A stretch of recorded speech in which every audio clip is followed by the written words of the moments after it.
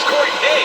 Big shot to the back of the one car, trying to get him out in front. It was an awkward start all around. A couple cars getting into each other. You got 3 wide back there. Now that's Brent Cruz. Oh, yeah, he's going that back bright fast. green-blue machine. First ever start on a 1.5 miles, trying to gather it up.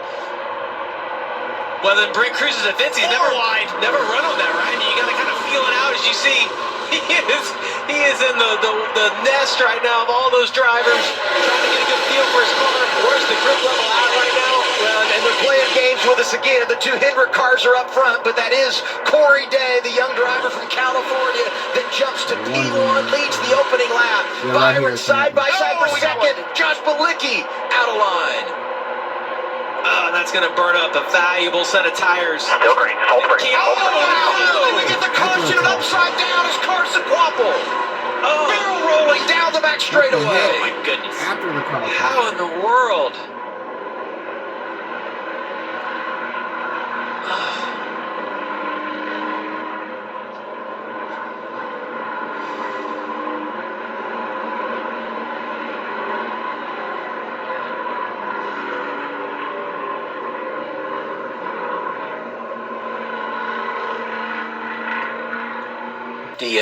And these safety crews rehearse this so they are prepared for these very situations and to make sure that they are in a good spot to handle it the right way. And the fear as a driver when this is going on too is fire. Like if this lands upside down, or smoke.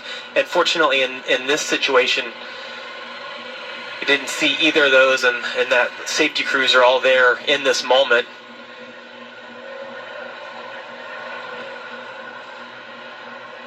There we go.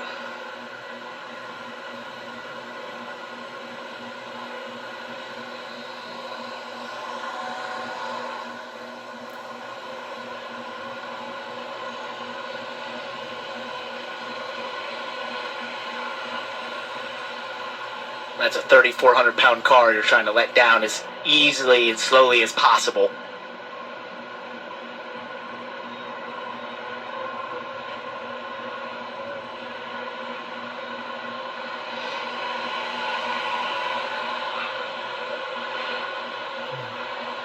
Starting to see some movement inside the race car. Great sign. You never want to speculate in these situations, and you saw the AMR safety team laying down on the asphalt and communicating with Carson inside the car. And we hadn't heard anything on the radio. But you can see he's already got the helmet off, and we're happy to see him moving around. Yeah, he had unbuckled everything but the seatbelts in the car, got his helmet off. Hans, Great to see. unhooked, gloves off. That's great to see him getting out. Can't wait to look back and see exactly what caused all this. And we were monitoring the radio and hadn't heard anything, but a lot of times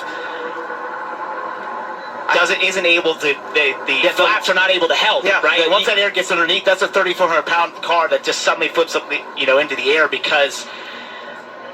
and it looks almost weightless in some respects.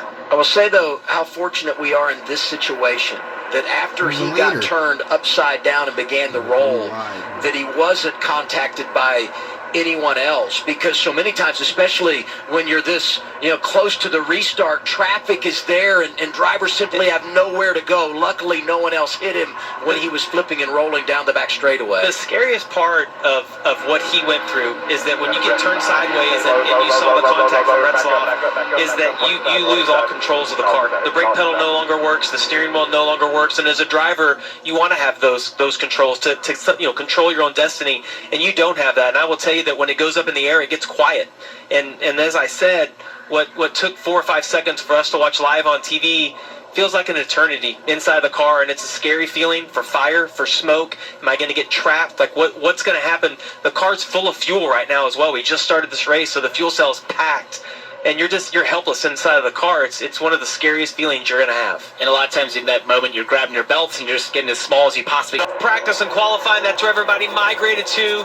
Instantly here, we're 6 laps into the race, 3 or 4 green laps, already all the way up against the top. And I think this answers a question for us as we looked at last year's race. The top didn't really work in the O'Reilly Series, but with these cooler temps, possibly going to be the coldest Kansas O'Reilly race ever, I felt like that top might be coming in, and sure enough, we're seeing it right now, immediately to the top. But that could change. As the sun goes down, the grip level will continue to go up. Does the bottom gain enough grip that you just don't need that distance around the top? Time's going to tell. I see that paint scheme riding the wall.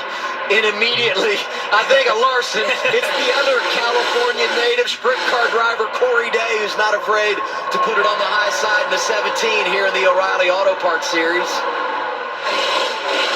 You know, you heard Parker Retzlaff say it, and you guys have talked about, we've addressed no practice, no qualifying. Competition caution comes right around lap 20. That's still scheduled, even though we had the early caution and red flag. So another 10, 12 laps, we'll see a caution, and likely everybody will come down and get a set of tires. And it's such a shame for Parker Retzlaff and that Viking Motorsports team. They've had such a great start to the season, doing really big things. That new RCR Alliance got a shout out from Denny Hamlin. Right. Actions detrimental this week for how well he's doing. So just not the race they were looking for with so much confidence, that race team. Well, both he and Carson come in top 10 in points. Carson eligible for the Dash for Cash. So two really good players with a lot on the line that are done early. And Sam Mayer, qualified 19th, drives around William Byron for 7th. 41 has got it wound up. Yeah, the other guy that we were just